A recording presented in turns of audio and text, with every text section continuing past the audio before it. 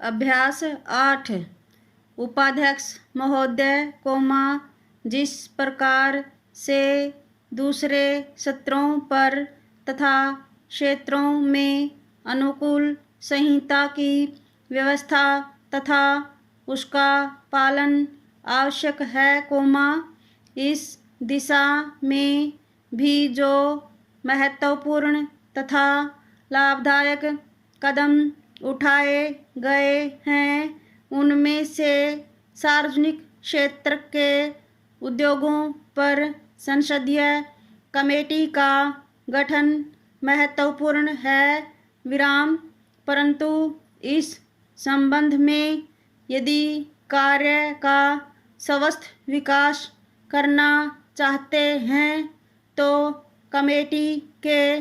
क्रियाकलापों पर संसद अनावश्यक हस्तक्षेप न करें, अतः इस कमेटी द्वारा एक निश्चित विधान द्वारा कार्य हो, इसके लिए संसद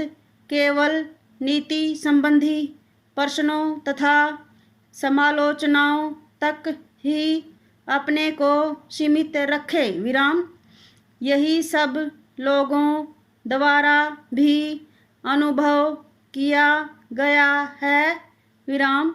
तत्पश्चात सार्वजनिक क्षेत्रों पर नियुक्त कमेटी का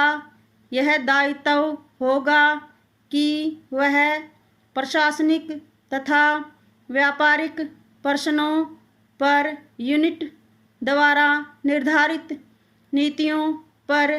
गहराई से सोचे, नेक्स्ट स्टैंजा। संसद के पास पहले ही इतने कार्य होते हैं कि वह यूनिटों के सब पहलुओं का परीक्षण नहीं कर सकती, इसलिए यह सारा कार्यभार कमेटी पर हो जाता है, सीमित समय होने के बावजूद भी एक कमेटी ने प्रत्येक यूनिट के कार्यों का पूरी तरह से निरीक्षण करने का प्रयत्न किया है और इस संबंध में लाभदायक सुझाव दिए हैं, विस्तृत प्रश्नावली भेजने के अतिरिक्त कमेटी के सदस्यों ने योजनाओं का तात्कालिक निरीक्षण भी किया है, अधिकारियों से भी आवश्यक पूछताछ की है तथा अपनी रिपोर्ट तैयार करने से पूर्व दूसरी आवश्यक जानकारी भी प्राप्त की है, इस प्रकार से यूनिटों में जहां कहीं सुधार की आवश्यकता रही है, कमेटी इस बारे में महत्वपूर्ण भूमिका अदा करती रही है, इसी प्रकार के सार्वजनिक क्षेत्र के उद्योगों के